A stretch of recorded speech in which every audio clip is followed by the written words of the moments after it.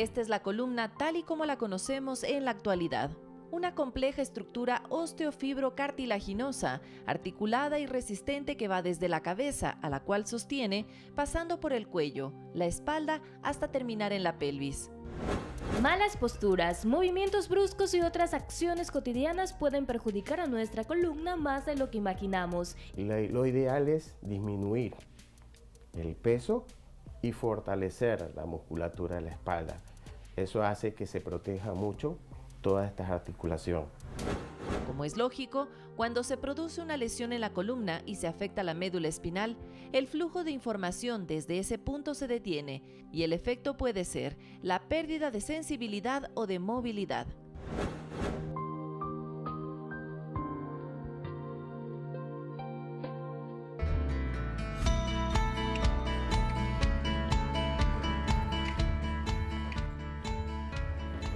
Nueva semana de actividades, muchísimas gracias. Hoy es lunes 8 de mayo. Bienvenidas y bienvenidos a este programa que está hecho para usted con mucho cariño, para fortalecer los problemas, esos tips que tenemos que recomendarle a través de la televisión pública. Así que bienvenida y bienvenido a este espacio de la televisión pública. Arturo. Por supuesto que sí. Hola Vane, hola a todos. Muchísimas gracias, como siempre, por empezar una nueva semana con nosotros. Una nueva semana en la que podríamos proponernos algunas metas, claro que sí. Si no avanzamos la semana anterior, bueno, pues empiezo nuevamente con muchísimas ganas. Vamos para adelante, que también estamos aquí para darle un poco de ganas, porque hay días, sobre todo los lunes, ¿no?, en los que uno se levanta un poco sin querer, queriendo, además sin la energía suficiente. Bueno, pues recuerde más bien que el lunes siempre es un día de oportunidades. Así es, y nosotros tenemos como siempre temas interesantes para la familia ecuatoriana.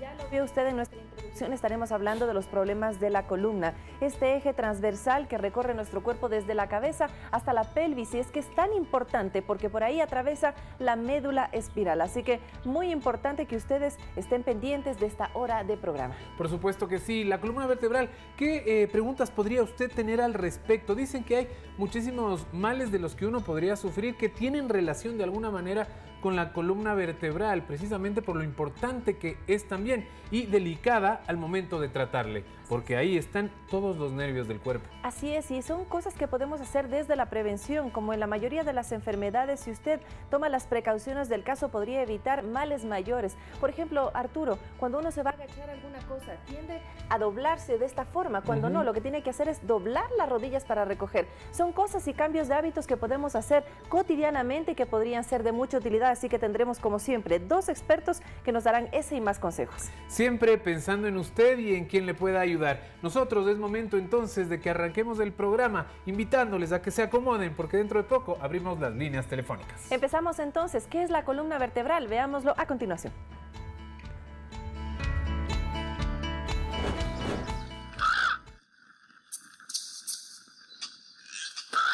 Este podría ser uno de los capítulos más importantes de la historia del ser humano.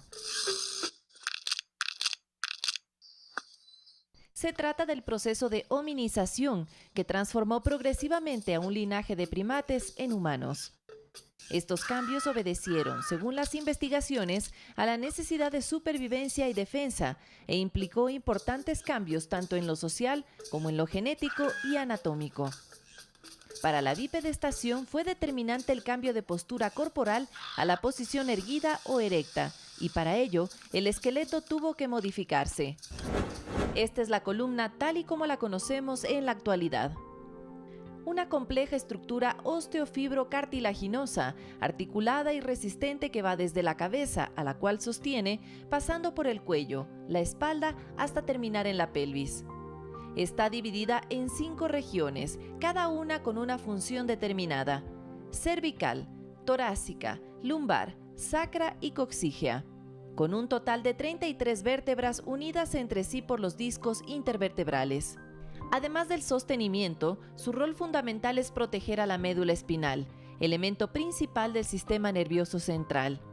La columna actúa como un conducto de comunicación entre el cerebro y los órganos. Por ella atraviesan los diferentes elementos que transmiten los impulsos nerviosos.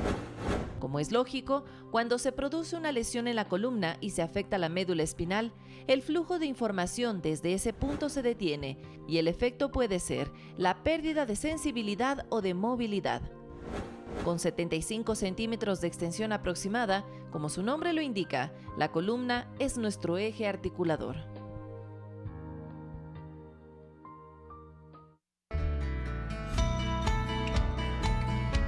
¿Conoce usted a alguien que padece de trastornos de la columna, que tiene dolores constantes en la región lumbar, en la región cervical? Este programa está dedicado a todas aquellas personas que quieren saber soluciones prácticas para sus dolencias. Muchísimas gracias por su sintonía y muchísimas gracias también a nuestros invitados, dos expertos que nos van a dar algunas recomendaciones importantes que usted no se debe perder.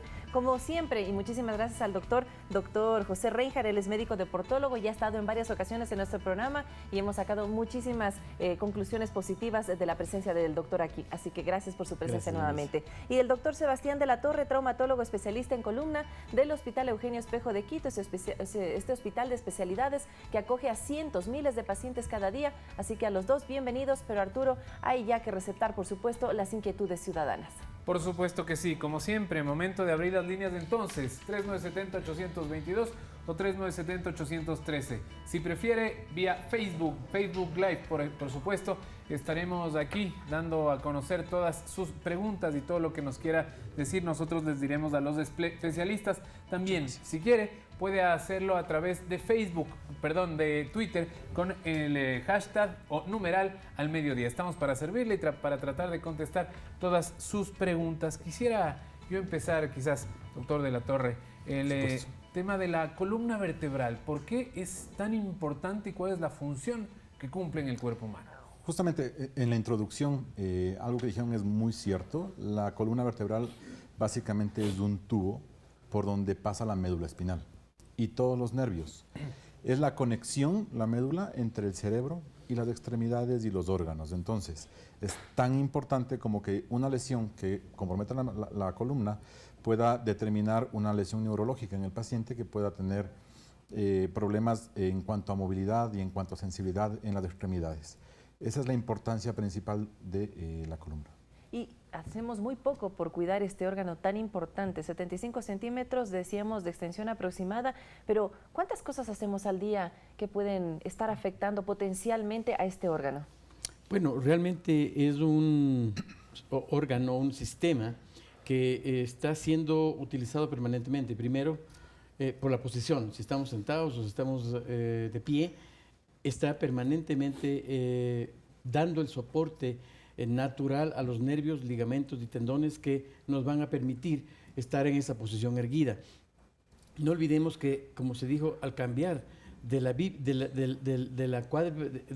posición cuádripe hacia la bipedestación, definitivamente se dio un cambio muy grande y eso determinó que no solamente la columna vertebral, sino todo el pecto torácico con la parte de la musculatura abdominal juegue un factor muy importante y que en muchos de los casos, como tú bien dices, nos los descuidamos. Si nosotros no fortalecemos la musculatura abdominal, los músculos del abdomen, lo que se llama el core, definitivamente nuestra postura va a estar mal, nuestra postura va a estar inadecuada y eso va a causar molestias y dificultades de lesiones, especialmente por sobreuso hacia la columna, lo cual va a determinar con lesiones de diferente grado y de diferente nivel que va a producir diferente nivel de incapacidad a las personas que lo sufren.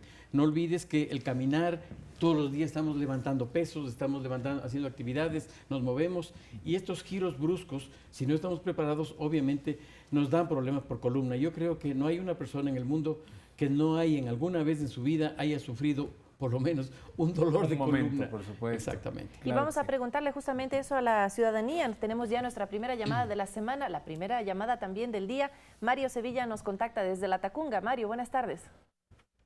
Muy buenas tardes. Saludando a este excelente programa que dan ayuda a la comunidad. Mi pregunta es la siguiente. ¿Qué de verdad hay que ciertos productos basados en marihuana ayudan a aliviar el dolor que muchas personas tienen en la espalda, en especial cuando se sufre de lumbalgia o cosas así? Y si este método es mejor que, o sea, cremas, no digo consumir, sino cremas, son mejores que consumir los opioides que mucha gente toma para eliminar este dolor. Gracias, Mario, por su ¿Una inquietud. alternativa o algo por el estilo para uno no hacerse adicto a los opioides, que son una enfermedad en este momento en los Estados Unidos? Gracias, Mario. Muchísimas gracias por su inquietud, doctor de la Torre. Bueno, principalmente respecto a esta llamada, yo creo que lo más importante que tiene que tener un paciente claro es que cuando tiene dolor lumbar hay que identificar la causa, ¿sí? El hecho de utilizar medicamentos normalmente es para aliviar en el proceso inflamatorio agudo. Yo siempre a mis pacientes en la consulta les explico que el tratamiento consiste en 2 fases. La primera fase es una fase de desinflamación. Para eso utilizamos medicamentos. Pero cuando ya pasa la fase desinflamatoria, el tratamiento real es fortalecimiento muscular y ahí en realidad trabaja muchísimo pues, el doctor Reinhardt que le ayuda a la gente en el cual enfoca la energía para poder fortalecer la musculatura. Si es que es un cambio degenerativo, está demostrado ya que al fortalecer la musculatura lumbar, los cambios mecánicos en la parte lumbar baja disminuyen, la carga mecánica disminuye el desgaste, disminuye el proceso inflamatorio y por lo tanto el tratamiento real es el ejercicio y el fortalecimiento muscular, más que el medicamento. Cuando tenemos una patología que está causando un dolor crónico, podría ser de origen tumoral, podría ser de origen degenerativo también. Existe terapia con cremas de marihuana que sí ayudan para disminuir el uso de antiinflamatorios en uso crónico. Yo creo que lo principal que tiene que tener claro es tener un diagnóstico preciso de por qué es el dolor, porque no en cualquier paciente se puede utilizar y no está recomendado en cualquier paciente, siempre una valoración indicada. Además, el dolor es la presencia o es la manifestación del cuerpo frente a algún tipo de patología. Entonces, por eso es muy importante también, Arturo, el consultar al especialista. Siempre eso como premisa, y eso lo decimos para cualquier persona que esté viéndonos del programa. Le damos la bienvenida ahora a Segundo Chimbay. Hola, Segundo, ¿cómo estamos? ¿Cómo está? Muy buenos días. Qué bueno escucharlo, adelante. Me llamo de aquí de la ciudad de Guayaquil.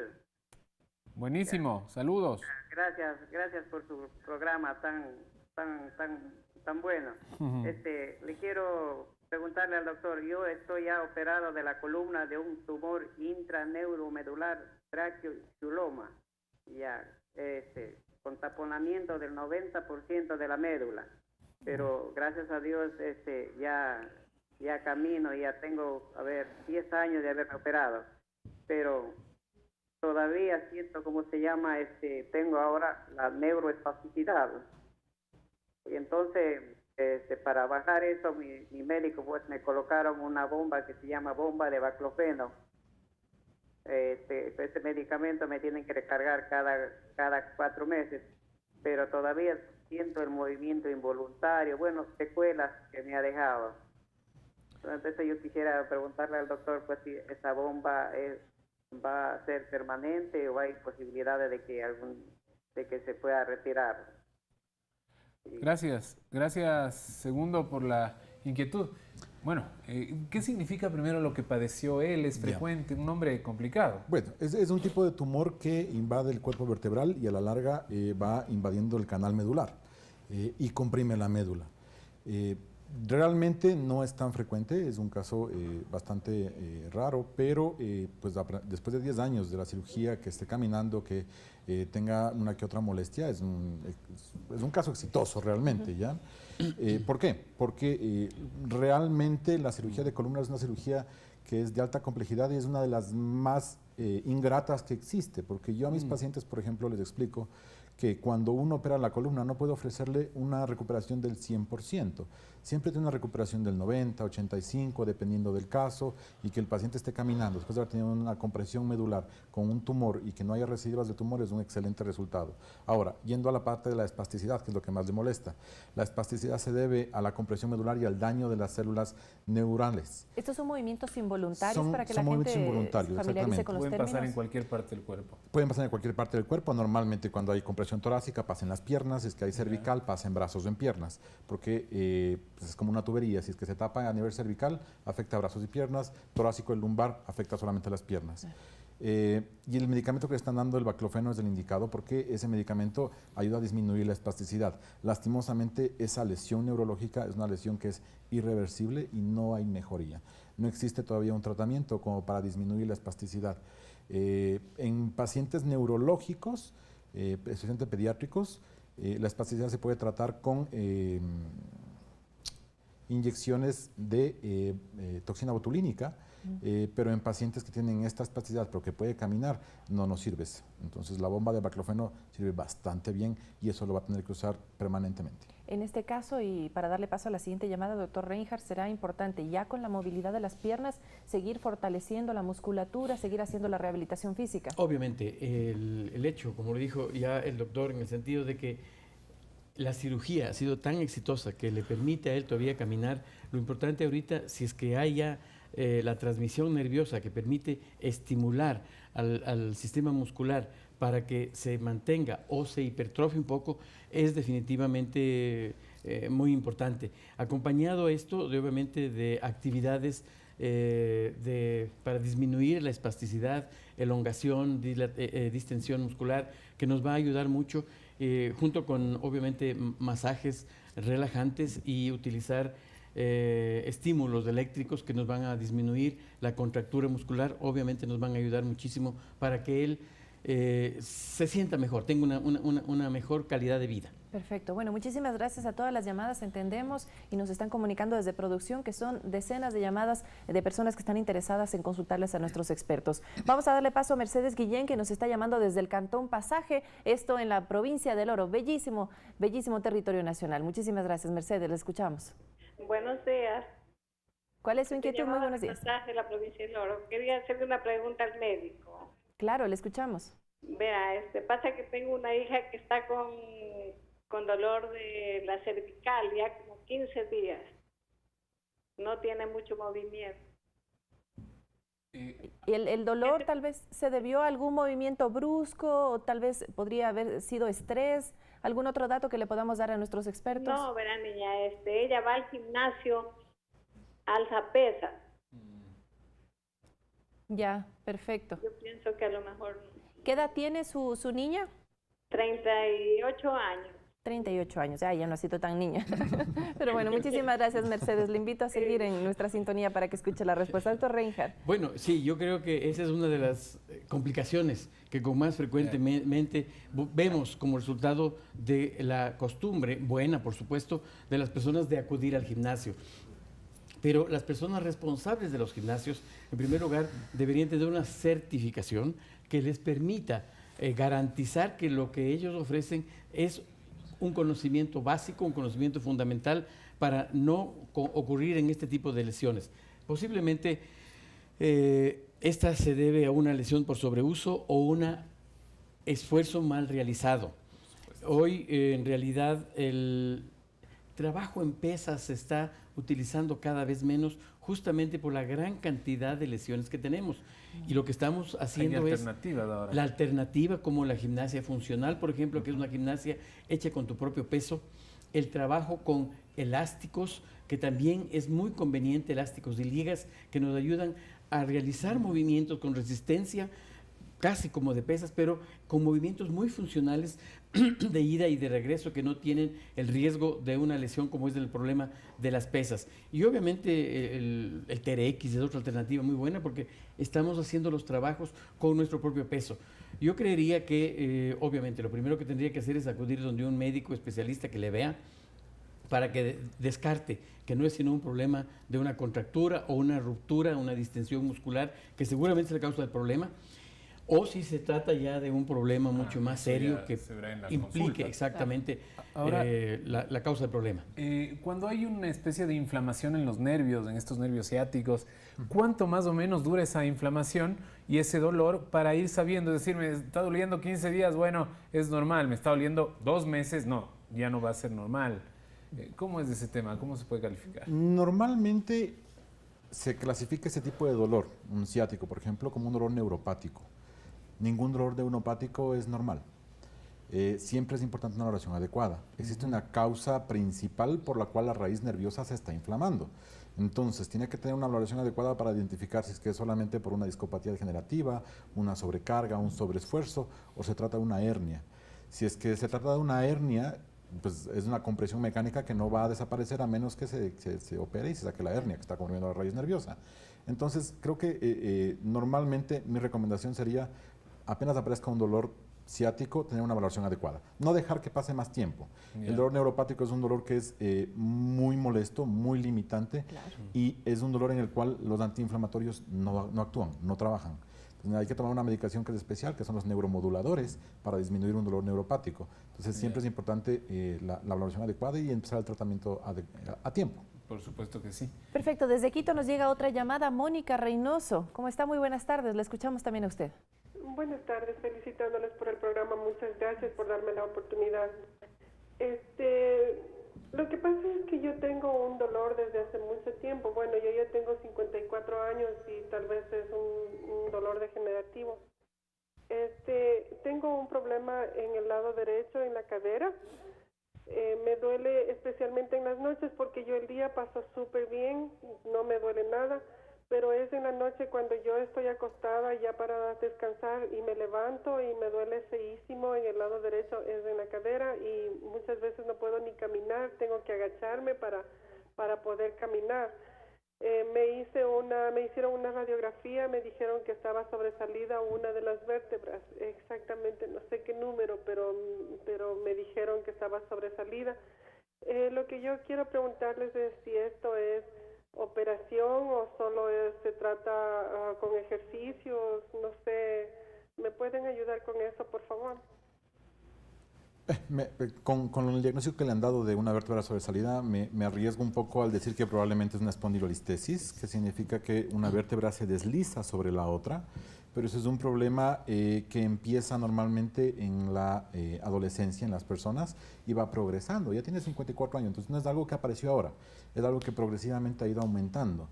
La espondilolistesis llega a ser quirúrgica realmente cuando es en un grado severo, y el tratamiento en esos casos normalmente es igual, medicación para desinflamar y, lo más importante, fortalecimiento muscular. No existe otra manera de manejarlo, y así sea con cirugía, fortalecimiento muscular. Porque había una famosa, un famoso mal que sufría el Tim Delgado, nuestro delantero de la selección nacional, que decían que una de las formas en las que él podía llevar una vida normal era fortaleciendo la espalda, y había una serie de ejercicios que tenían que ser un poco de por vida. ¿Tiene algo que ver? Sí, tiene algo que ver, tiene muchísimo que ver. ¿Por qué? Es lo que hablábamos al inicio.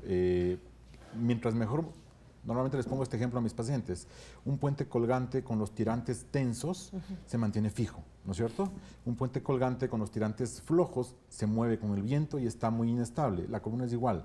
La musculatura que sale de la parte lumbar hacia la pelvis es una musculatura que mantiene fija la columna y distribuye las cargas mecánicas también. Entonces, al tener una buena musculatura, disminuye la carga mecánica, disminuye la progresión de la listesis y disminuye la inflamación. Entonces, el tratamiento realmente es fortalecimiento muscular. Siempre vamos en el mismo círculo, llegamos a ejercicio y fortalecimiento muscular. Y más adelante sería bueno, tal vez en el último bloque, que nos den algunas recomendaciones puntuales, ejercicios que pueda hacer la ama de casa, el padre de familia que está no necesariamente yendo al gimnasio, porque eso implica también tiempo y implica recursos. Así que les invitamos con Arturo a que nos den esos tips para al finalizar el programa. Perfecto. Claro que sí. Mientras tanto, le damos el paso ahora a Montserrat Valdivieso, desde Puerto Viejo. Gracias a todos por sus llamadas, pero sobre todo queremos agradecer a todos por su interés alrededor de todo el país. Hola, Montserrat. Hola, buenas tardes. Felicitaciones por su programa. Yo quería preguntarle a los doctores. Mire, yo tengo una discopatía en la L3, L4 y C5 y C6. Me dice el médico, el traumatólogo, que debe operarme en dos partes mi columna.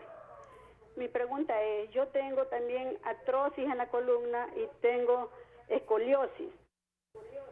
Además me sale un quiste de Tarlot que tiene unas medidas de 7.6 por 6.8 milímetros.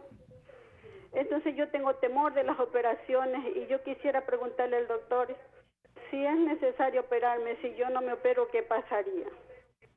Gracias, Montserrat.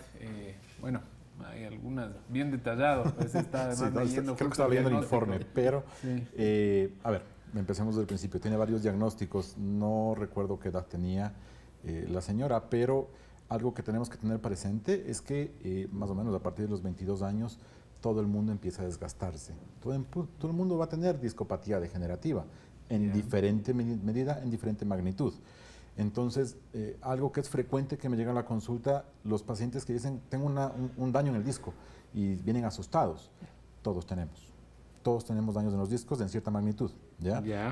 Yo tengo 3 hernias discales y aún así manejo el dolor y controlo mi vida relativamente normal. Que tenga una hernia o que tenga una discopatía degenerativa no significa cirugía siempre. ¿Ya? Entonces, sí es importante una valoración adecuada, ver qué tipo de discopatía tiene, ver si existe algún tipo de compresión a nivel de raíces nerviosas, ver si existe algún tipo de tratamiento adecuado antes de llegar a una cirugía, que hay un abanico de opciones antes de llegar a una cirugía. Siempre cirugía es la última opción. Eso sí, sobre todo cuando es en la columna vertebral. Yo quisiera insistir al respecto porque es muy importante desde el punto de vista deportivo, ¿no es cierto? Es decir, ¿cuáles son los deportes que más te van a producir o a acelerar el desgaste del que habla el doctor Latorre? Por ejemplo, el trotar. El trotar obviamente hay mucho más impacto y obviamente va a producir una lesión o un incremento de este proceso degenerativo de la columna vertebral, que si es que nadas o si es que cicleas. Bicicleta, eso. Entonces, obviamente, es muy importante tener en consideración aquello de escoger un deporte en el cual el impacto no sea muy grande.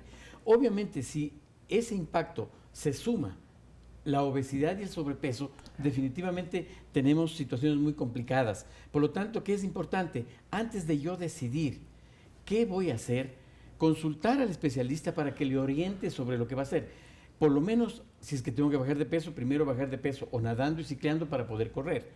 Y claro, imagínate, hoy estamos hablando de las ultramaratones. Es decir, gente que está corriendo 80, 100, 120 kilómetros. Claro. Y tenemos que hacernos una incógnita y pensar qué va a pasar a futuro con esas personas, no solo en rodilla, porque lo más que pensamos que la lesión del impacto es más en rodilla, ¿no? Pero obviamente en columna también. La única manera de disminuir ese impacto que tiene sobre la columna o sobre la rodilla o sobre cualquier otra articulación es el fortalecimiento muscular. Es decir, yo debo prepararme fortaleciendo la musculatura. ¿Qué musculatura? ¿Qué músculos? Obviamente los músculos paravertebrales, los abdominales y el glúteo. El glúteo es el músculo más grande de todos nosotros y el más importante por múltiples razones, inclusive la estética. No solo en las mujeres, sino también en los varones. Pero entonces es necesario recordar cuáles son los músculos que debemos trabajar para mantenernos en la posición erguida, que es el cambio que se ha dado con la evolución. Doctor Rengel, pero también hay gente que no corre los maratones de los que usted está hablando, pero corre 5, 10, 15K, que son los que están de moda actualmente, pero sin ninguna preparación. Es el deportista de fin de semana que de lunes a viernes no hace nada y el sábado se pega la media maratón. ¿Qué puede pasar ahí? Pues normalmente desgaste. Algo traumático, no. Dolores lumbares, contracturas, sobreesfuerzo. Lastimosamente hay muchísimos. Creo que la mayor cantidad de gente que va a las maratones cortas es gente que se pone como meta hacer esa maratón y no se ha preparado adecuadamente. Claro. Y entonces en ese caso vienen con lumbalgias, cervicalgias, dorsalgias, con unas contracturas musculares que no tienen idea cómo llegan a la consulta. Y básicamente esa es la secuela, o sea, un sobreesfuerzo que causa dolor y es un dolor que no se va fácilmente. ¿Con cuánta preparación debe tener una persona para rendir este tipo de pruebas, doctor Rengel? Bueno, obviamente, es importante por lo menos un par de meses, 12 semanas, para yo prepararme, aún así sea que vaya a correr 5 o 10 kilómetros. Pero yo quisiera recalcar sobre algo que es más importante, la pisada y la forma como corro. La biomecánica de la marcha también, ¿no? El tipo de los zapatos sí, pero más que el tipo de zapatos, como piso. Si es que yo prono o supino, obviamente voy a tener problemas y lo puedo normalizar esa pisada simplemente con una órtesis, una plantilla que le pongo en el zapato o zapatos que ya existen en el mercado. Entonces es necesario, en lo que tú dijiste, esa evaluación previa, saber si yo debo correr con un zapato normal o con un neutro o con un pronador o un supinador. Y la otra cosa importante es cómo corro, porque yo puedo tener una mala pisada al caminar, pero al correr esta pisada yo la mejoro. Entonces ya no necesito la órtesis, porque si yo entro con la punta de los pies, ya no tengo el impacto que si es que entro directamente con los talones. Entonces, el examen médico deportológico va mucho más allá de simplemente saber si es que son dos ojos, dos brazos y dos piernas, sino cómo estoy yo manejándome, cómo estoy yo caminando, cómo estoy yo haciendo mi actividad deportiva. Tenemos que hacer una primera pausa. A Melvin Marcillo, muchísimas gracias por su contacto. Estaremos respondiendo su pregunta más adelante. Él tiene alguna inquietud sobre las curvaturas normales de la columna. Yo creo que podríamos dejarlo planteado. No sé si me confirma la producción. Lo dejamos planteado. ¿Qué nivel de escoliosis ya es peligroso? Se refiere a las curvaturas que tiene, tal vez de manera normal, la columna vertebral. Muchísimas gracias por sus inquietudes. Ya volvemos después de esta primera pausa que tenemos que hacer aquí al mediodía.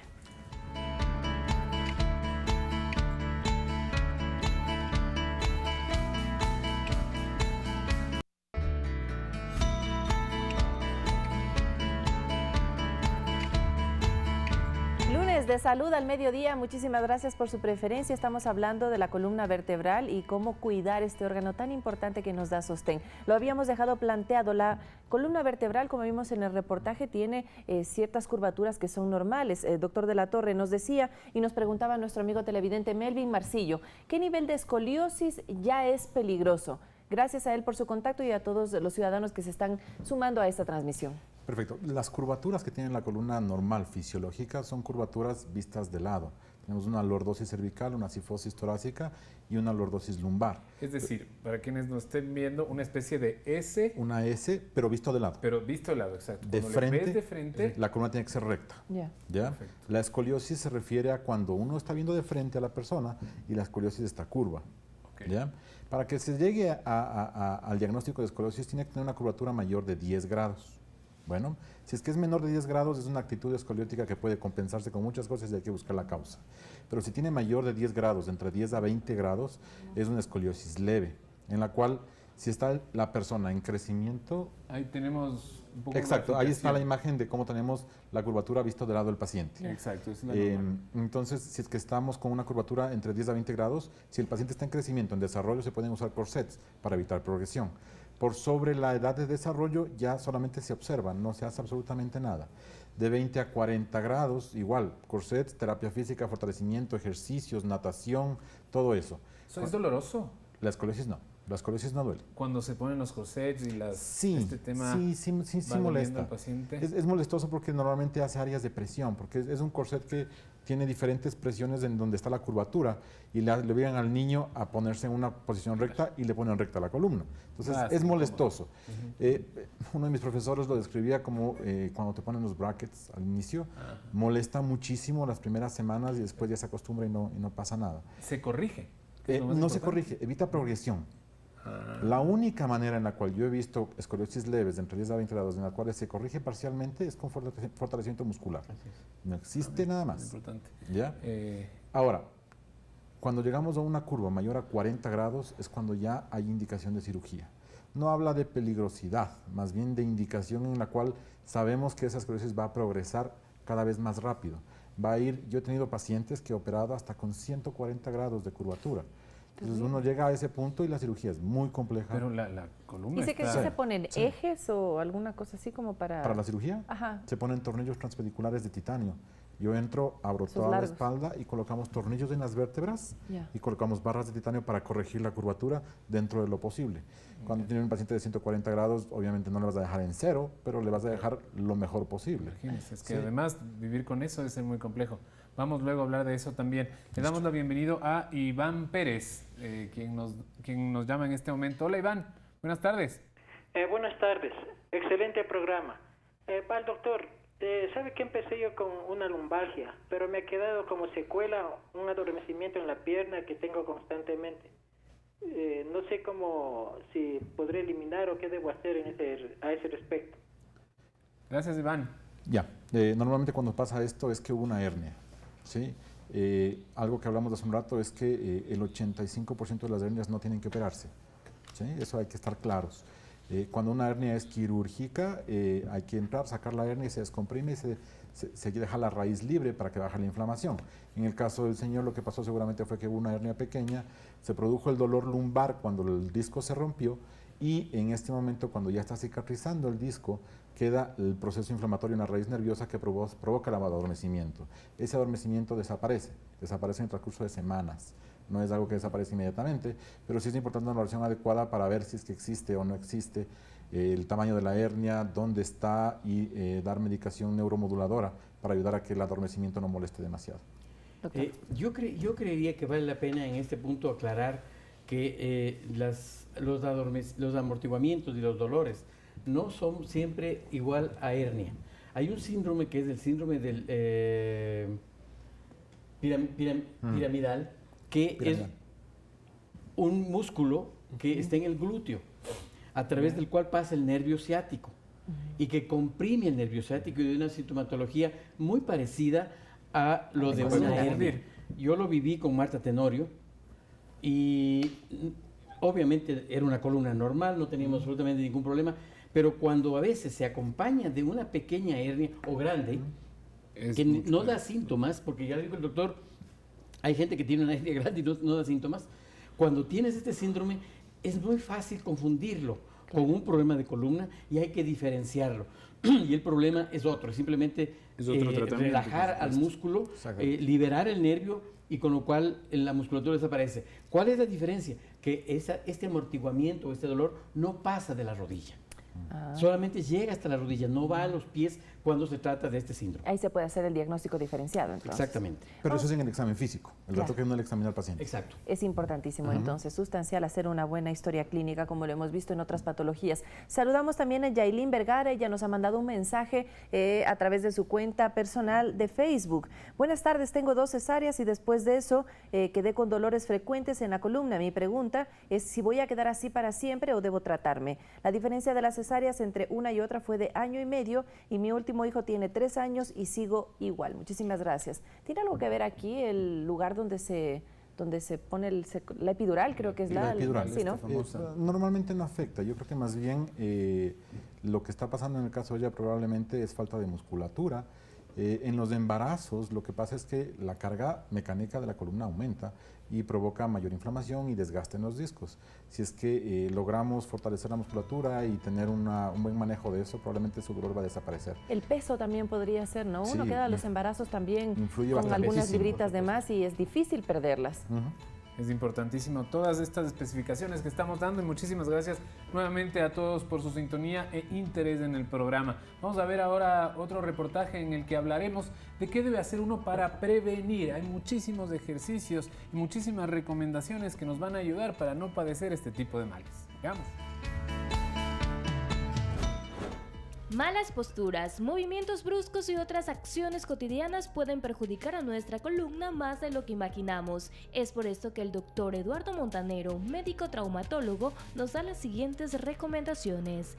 Primero, mantener una postura correcta al sentarse. ¿Cómo debería sentarse? Pegado el glúteo a la pared de la espalda. Totalmente pegado, atrás. Exacto. Y en esa forma, todo el tiempo. Así es, todo el tiempo. Y flexionar siempre una pierna, montarla sobre la patita de la silla. Eso hace que siempre alternando, ¿no? ¿Ok? Perfecto. Segundo, levantar los pesos en forma adecuada. La situación no es levantar el peso, es la forma como le levantamos.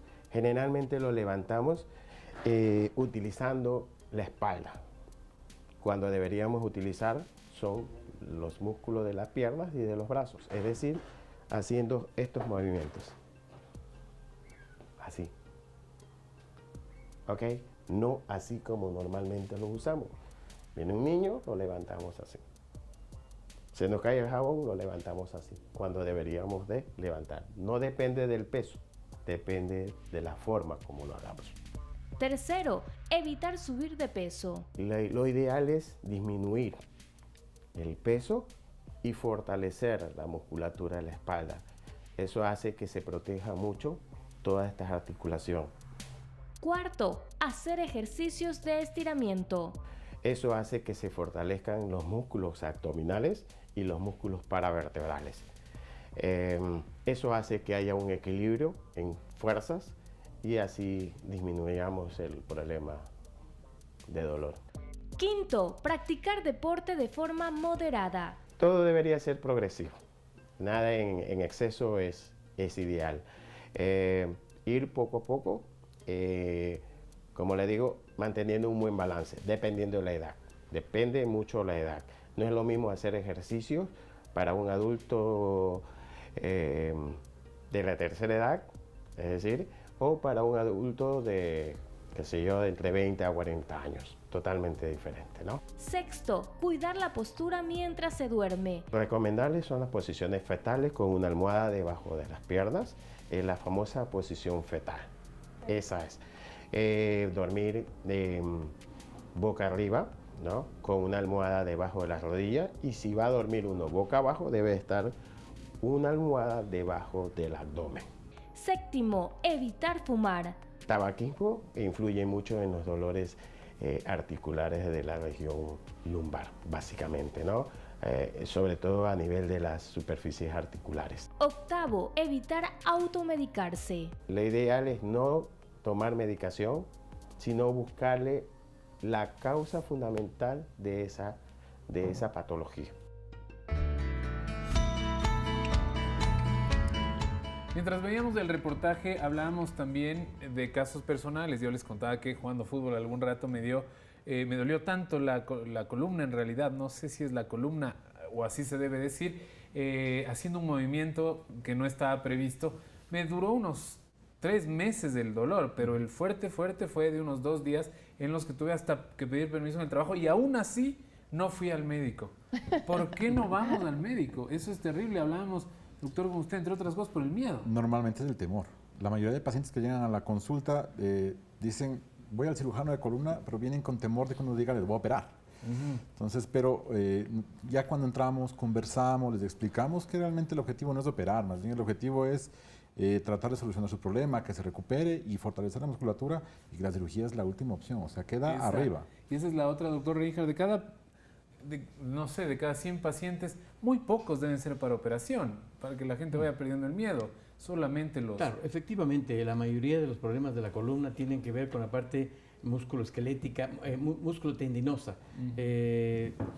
Y muchas veces, y ahí es cuando es el problema, el paciente viene porque tuvo una lesión en columna de tipo muscular o de tipo tendinoso, y lo primero que hacemos, y eso es obligatorio, hacer una resonancia magnética para ver qué es lo que hay, y encontramos una hernia.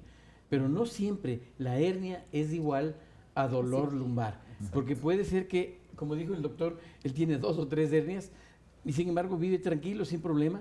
Tiene un poquito que bajar de peso, por supuesto, pero obviamente no es igual a cirugía, una hernia. Exacto, hay otras pero opciones. La mayoría de los problemas de columna no son quirúrgicos, son de tratamiento con analgésicos, antiinflamatorios, relajantes musculares, fisioterapia. Y hoy hay equipos como, por ejemplo, las ondas de choque, que se utilizan para descontracturar a la musculatura que está muy tensa, y que es un masaje, por así decirte, tan intenso que no lo logra dar un fisioterapista con sus manos. Imagínate, podemos utilizar 3 bares de presión, lo cual obviamente le deja al paciente muy, muy libre de ese problema, y ya sin el dolor puede continuar con la rehabilitación física. Yo creo que el doctor Reinhardt nos va a jalar la oreja a algunos de los que estamos aquí, en cámaras y tras cámaras, así que ojo a todos con la cuestión del peso. Saludamos también a Viljan Carlos, que nos contacta a través de Facebook. Muchísimas gracias. Buenos días, dice, mi padre fue operado hace aproximadamente 8 meses, la 10ª y 9ª vértebra, le pusieron 2 placas y no hay ningún resultado. Hemos ido a terapias, pero todo es inútil. Doctor de la Torre. Lastimosamente, pues con esa información deberíamos saber por qué lo operaron, cuál fue el diagnóstico. Normalmente, si es que se opera la columna torácica, tiene que haber una causa muy, muy específica. Lo que más comúnmente se opera es la cervical y la lumbar. Si es la 10ª y la 9ª, tiene que haber sido torácica. Pero hay que tener el diagnóstico y saber por qué. Con esa información pecaría en decirle que le está yendo mal o que tiene un tratamiento inadecuado, porque no sé qué es lo que tiene. Lo que sí es la honestidad que usted hablaba al principio del médico con su paciente. La cirugía tampoco es milagrosa, hay complicaciones que van a acompañar al paciente durante el resto de su vida, y en eso pues tienen que ser muy transparentes, ¿no? Recuerda que el dolor es incapacitante. Exactamente. Y la incapacidad es igual a inactividad, y la inactividad te lleva a la hipotrofia. Si yo tengo un proceso de columna dolorosa por mucho tiempo, seguramente tengo una muy grande atrofia muscular que va a determinar que los resultados de la cirugía no sean tan buenos. A veces es recomendable iniciar el fortalecimiento muscular antes de la cirugía. Sin embargo, no siempre es posible porque obviamente el dolor incapacita al paciente, ¿no es cierto? Pero, por ejemplo, nadar en muchos pacientes nos ayuda muchísimo porque no produce dolor, no exacerba el dolor, pero nos ayuda a mantener el fortalecimiento. Entonces, una columna con una fuerza muscular que es operada tiene mucho mejor pronóstico que una columna que es operada con una atrofia o con una hipotrofia tremenda de la columna vertebral y de la parte abdominal y del glúteo que ya hablamos, y que obviamente debería ser igual a cirugía, un trabajo de rehabilitación física muscular que nos lleve a alcanzar los niveles normales de fuerza que deben tener estos músculos en personas normales. Muy bien, le damos paso a nuestra última llamada del segmento. Rafael López, desde Ambato. Hola, Rafael, buenas tardes. Muy buenas tardes. Bienvenido. Quisiera hacerle la consulta al doctor especialista. Yo tuve un problema hace 29 años atrás. Terminé de jugar vóley un partido y me senté en una parte fría y ahí me paralizó las piernas. Fui ingresado al Seguro Social y me pusieron en una posesión rusa durante unos 2 meses y ahí me paralizó las piernas. No pude caminar y me llevaron a que tengo que operarme de unas hernias discales. Me internaron en el Andrade Marín en Quito y un doctor Borja en ese entonces me dijo que él no operaba radiografías, sino que me iba a hacer unos exámenes. Me hizo unos exámenes y me dijo, usted no está de operarse todavía. Han pasado 29 años y quisiera consultarle para ver si me vuelvo a hacer otros exámenes. Desde ahí no volví más al seguro porque me pusieron un contraste de yodo y casi me muero. He sido alérgico al yodo. Uy. Entonces, por ¿qué eso día desde ese, ahí no fui más al seguro. ¿Y cómo se siente hoy por hoy? Exacto. Hoy, desgraciadamente, los días cuando hace frío, no puedo ni salir a la calle, pues, hijo. Usted camina, y ahí pero... yo me dedico a caminar, nada más a sacarme el frío, nado, me voy a baños, estoy de Ambato cerca, ¿no? Claro. No sé, pero si mi quiere... consulta es a ver si me hago unos nuevos exámenes para ver ¿Qué edad si tiene, se Rafael? mantienen esas hernias. ¿Cuál es su edad, Rafael?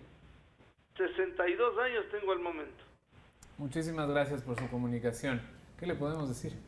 Yo creo honestamente que el criterio del doctor Borja en ese momento fue el adecuado, o sea, está caminando. ¿Sí? Tengo muchos pacientes que llegan a la consulta con criterios quirúrgicos por una hernia de disco y al final del día resulta que no se les opera y se recuperan bien. Con esa edad, 60 y algo años, el paciente está joven, sí sería importante si tiene dolor, molestias, una valoración con exámenes nuevos para ver cómo está el desgaste de los discos, que va a haber desgaste. Vamos a encontrar desgaste. Claro. Pero sí ver en qué estado está la columna es una buena idea. ¿Caminar le está ayudando? Sí. ¿O Sí, podría sí. ser algún otro tipo de actividad física, doctor Rafael? Bueno, obviamente, yo creo que valdría hacer una valoración, como le dijo el doctor, pero también de la fuerza muscular para ver cómo está. Si es que hay o no una disminución de la fuerza muscular de los músculos paravertebrales, de los músculos de la espalda, de los músculos abdominales, del glúteo, y en base a eso reiniciar un plan de reacondicionamiento físico, en lo cual el nadar, como él lo hace, sería una buena alternativa, pero no solo el fin de semana, debería nadar a diario, porque esto es igual a que el médico le receta una tableta 2 veces al día durante todos los días de la semana y tú te tomas las 10 tabletas el domingo. Entonces, obviamente, él debería hacer esa actividad no solo ocasionalmente, sino permanentemente, y mejor si puede tener el respaldo de un especialista que le oriente sobre cómo tiene que hacer esa actividad. 12:51, nos quedan poquitos minutos de programa, tenemos que hacer una pausa, pero al regresar, ¿qué dice la gente? No se lo pierda, ya volvemos con más aquí al mediodía.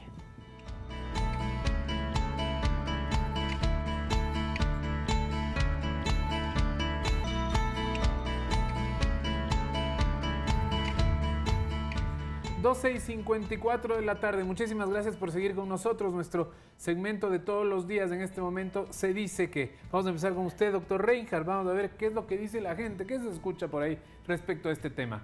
Se dice que el dolor de espalda siempre es causado por una lesión. ¿Esto es cierto o no necesariamente? Digamos que sí, dependiendo de lo que nosotros digamos que es lesión. Porque puede ser una lesión muscular, un espasmo muscular, una contractura muscular, una ruptura muscular, puede ser un problema de la inserción. Recordemos nosotros que toda esa gran masa muscular se inserta en la pelvis y si es que esa musculatura se contrae, está estirando permanentemente al sitio de inserción en donde está el periósteo, y el periósteo es muy, muy doloroso, y a veces nosotros confundimos y creemos que el problema es una hernia o alguna cosa de esas. Por lo tanto, obviamente, yo diría que no todas son debidas a una hernia, pero sí definitivamente hay una lesión. Muy bien, vamos con nuestro segundo, se dice que de la tarde. En este caso, dormir en un colchón ortopédico mantiene sana la columna. Esto de los colchones se ha dicho tanto, ¿no? También por vender en algunos casos. Sí, normalmente lo que yo recomiendo a mis pacientes es que tengan un colchón semiortopédico que se adapte a la anatomía de cada persona. Que lo prueben, porque no todos los colchones sirven para todas las personas. Que primero lo prueben, vean cómo se sienten y si están cómodos para poder comprarlo y utilizarlo. La suavidad no significa que sea lo mejor o lo más recomendable, que sea así suavecito. Exacto, normalmente mientras más suave el colchón, más se deforma durante la noche la columna, porque cede a las posiciones que no son posiciones anatómicas. ¿Y cada cuánto deberíamos cambiar de colchón? Depende de la marca, pero normalmente yo lo recomiendo cada 4 a 6 años. Ya empiezan a deformarse también, es verdad. Doctor Reinhardt, vamos con nuestro tercer se dice que de la tarde. ¿Un mal movimiento empeora el dolor de espalda? Obviamente, si es que yo tengo una contractura muscular donde quiera que sea, no solamente en la espalda, sino en el cuádriceps, por ejemplo, tengo un desgarro muscular y voy a patear la bola, pues obviamente me va a doler. Exacto. Si yo tengo un problema muscular, tendinoso, ligamentoso en la columna y hago movimientos, obviamente el mejor tratamiento después de una lesión músculo-tendinosa es el reposo. El reposo. El reposo es la clave. Perfecto. Vamos con nuestro último, se dice que de la tarde. En este caso, las mochilas escolares siempre causan dolor de espalda. Esto, bueno, es interesante ahorita que, bueno, para los chicos que están en clases. Lo que pasa es que la mochila cuando está mal cargada, cuando está demasiado cargada, provocan en cambio espasmos musculares, contracturas y una mala postura. Sí tienen que ver. Ponen un solo lado la mochila. Lo que sí quiero yo dejar un poquito claro es que normalmente se confunde con el hecho de que cargar una mochila demasiado grande o cargar una mochila mal cargada provoca deformidades como la escoliosis. Eso no pasa. Eso no es así. Eso no es así, no es cierto. Pero sí es cierto que provocan dolor por contractura o por espasmos musculares. Pero que no les manden tantos cuadernos también es muchísimo, que dejen algo en el cole. Decir algo al respecto, y es el problema de los famosos celulares. Ajá. Actualmente Estamos la posición en la que se encuentran trabajando está dando mucho más problemas con toda seguridad que el uso de las mochilas. Y entonces es necesario que nosotros nos pongamos en posiciones adecuadas, inclusive para chatear o escribir, que ahora es que pasamos horas de horas. Exactamente. Y la posición. No, mira, si yo me pongo en esta posición, ¿qué pasa? Se me contractura el pectoral y entonces vienen las mamás y dicen, vea la postura de mi hijo. Y entonces, claro, ¿qué hacíamos antes? Poníamos un brace. Ajá. Ahora, ¿qué hacemos? Hacemos ejercicios y masajes para relajar el pectoral y que vuelva a su postura normal. Nos quedan 2 minutos y quiero 2 preguntas precisas. Una, la que nos está preguntando las personas que se contactan a través de Facebook. Opinión sobre la neuronavegación en columna. No sé si... Sí, la neuronavegación es un sistema en el cual una computadora junto con una tomografía nos guía durante la cirugía para poder colocar los tornillos adecuadamente. Estamos alrededor de estructuras vasculares y nerviosas muy sensibles, entonces parece una cirugía de riesgo. Yo personalmente no la utilizo. La utilización de la neuronavegación prolonga más el tiempo quirúrgico y realmente mi formación es distinta. Sí, es distinta. Doctor Reinhardt, y también muchísimas gracias al doctor Sebastián de la Torre, traumatólogo del Hospital Eugenio Espejo. Muchísimas gracias. Para finalizar, doctor Reinhardt, usted nos decía ejercicios puntuales, rapidito, para que la gente en casa pueda hacerlas, de fortalecimiento de abdomen, glúteos y columna. Funcionales, es decir, ¿qué quiere decir? Sentadillas. Estas que uno puede hacer solito, Sí, ¿no? solito, que lo puedes hacer inclusive bailando. Ya. Pones música y te bajas y te subes, te bajas y te subes. Con calentamiento previo. Con calentamiento previo, por supuesto. Abdominales. Puedes utilizar también hacer abdominales, puedes utilizar la pared para hacer flexiones de pecho y movimientos específicos para el fortalecimiento del glúteo que implican el llevar la pierna hacia la parte de atrás, las dos piernas individualmente, cada una de cada una.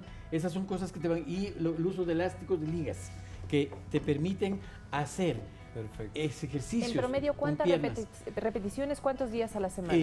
Lo ideal sería hacerlo todos los días, un trabajo de no más de 20 minutos, trabajando 10 repeticiones, unas 5 series, en lo posible con todo el cuerpo. Muchísimas gracias a los dos expertos de hoy. Hemos despejado, creo que, algunas dudas, y gracias, por supuesto, a la gente que está en casa por llamarnos y contactarse con nosotros. La música parece que de tanto ponerla, el cassette está fallando.